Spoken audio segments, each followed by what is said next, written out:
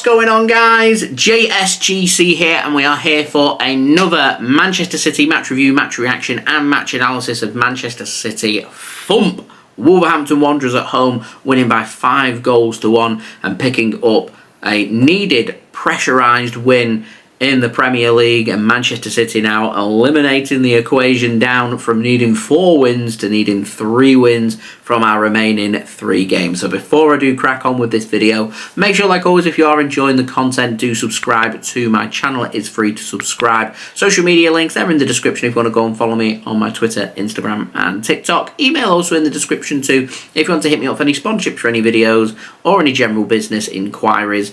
Don't forget as well to leave a thumbs up. 100 likes is the aim. Do let me know your thoughts, guys, in the comments below. And finally, I want to say a big thank you to today's video sponsor, which is brought to you by SofaScore. SofaScore are going to keep you guys up to date with all the latest scores, all the latest analysis, all the latest statistics, all your footballing needs, all in one place, all in one app. Free to download, it's very highly rated, and what I really love about SofaScore is it's not just limited to football. Available to you guys is all the scores from all the sports you guys love to go and watch, so do go and check it out. Links and details there in the description. Remember, it is a free app to download. So on to my thoughts then from this game, with Manchester City triumphing 5-1 and Erling Haaland scoring 4 goals for Manchester City. And I said in my match review last weekend in our win against Nottingham Forest that Erling Haaland came off the bench. It was only a short cameo appearance, but he looked fresh and he looked sharp. He looked like he'd been really working on his finishing in training.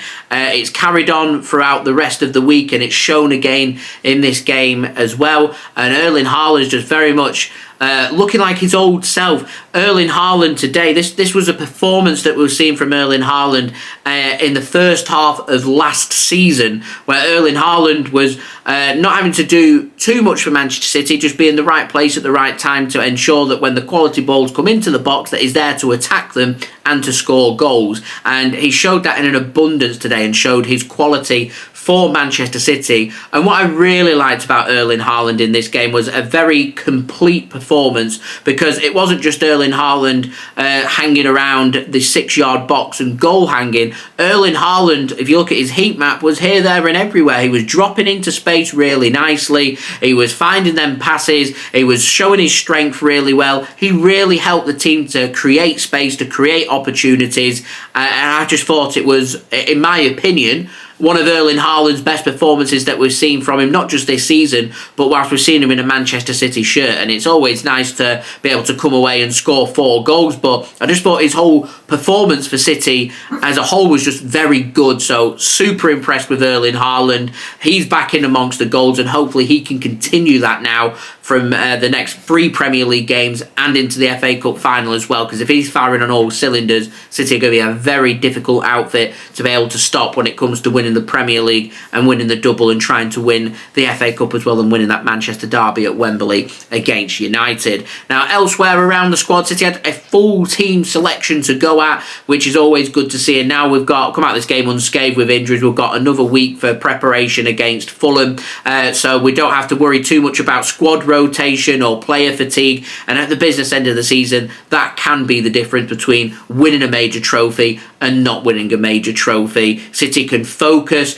they can regroup, they can reflect, and then they can move on and start focusing on that Fulham game and taking things a game at a time and assess again after Premier League match day number 37, because we know that if we win our next game, then we go top of the Premier League for at least 24 hours, and Arsenal are under pressure to win at Old Trafford. Remember, Man City win next weekend and Arsenal lose at Old Trafford, and that's not impossible. Man City only need to win 1 more game this season, and we've got 2 cracks to go at. So we could, if results go our way, be Premier League champions in just over a week's time, when we face Tottenham Hotspur away from home in our game in hand on that Tuesday evening. So Tottenham fans, I'm sure, if they've got nothing to play for, would love that. Nothing they'd love more than Arsenal mathematically cannot win the league at their stadium and literally handing the Premier League trophy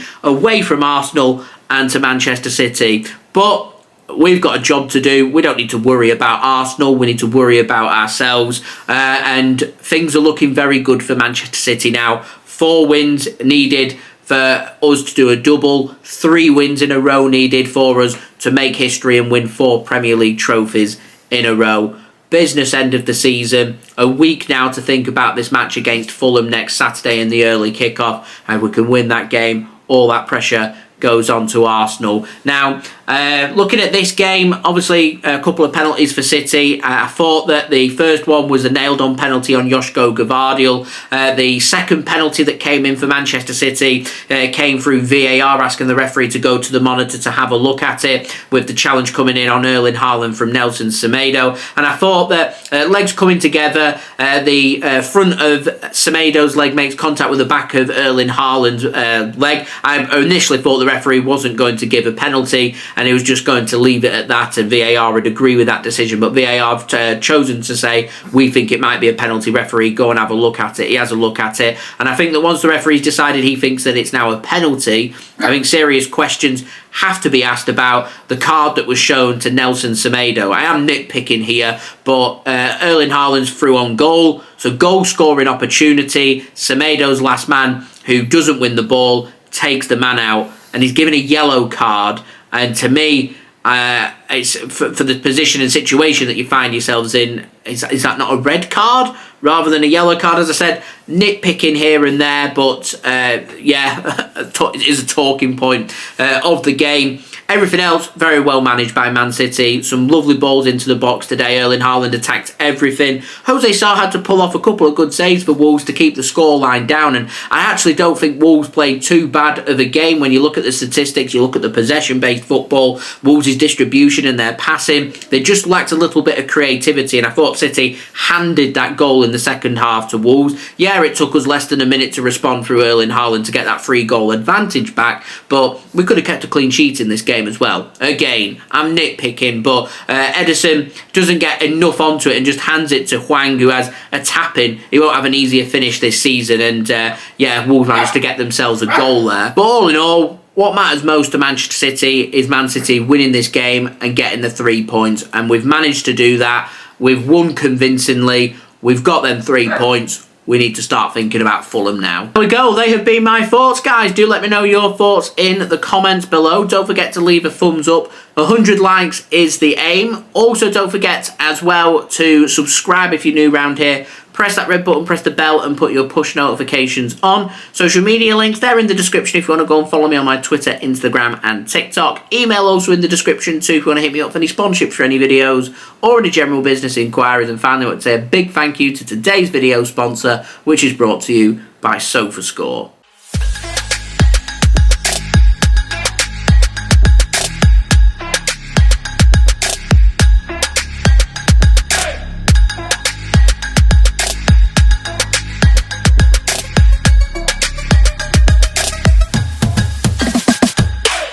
And I'll see you guys all again real soon for the next Manchester City video. So I've been JSGC, bidding everyone a farewell. Do hope everyone has a great weekend. Bank holiday weekend here in the UK as well. So do enjoy yourselves, and I'll see you all again real soon for the next Manchester City video. So I've been JSGC. Thank you everyone for watching. Peace. Ciao for now.